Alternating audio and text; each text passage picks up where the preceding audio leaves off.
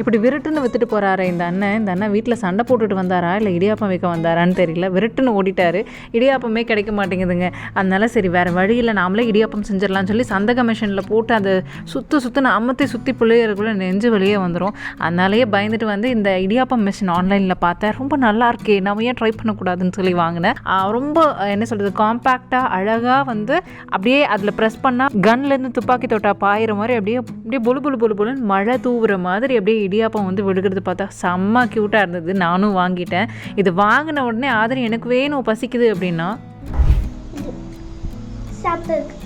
ரொம்ப பசி இருக்கு. இடியாப்பம்மா வேணுமா? ப்ளீஸ் ஒரே தடவை.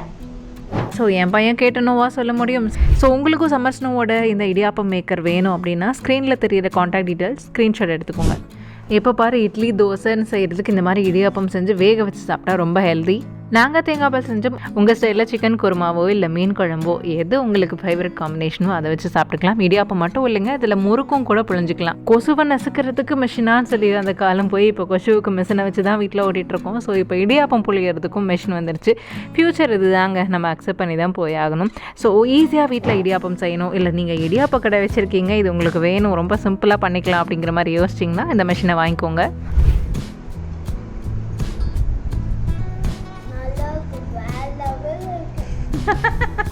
இன்னொரு வீடியோவில் பார்க்கலாம். Bye bye.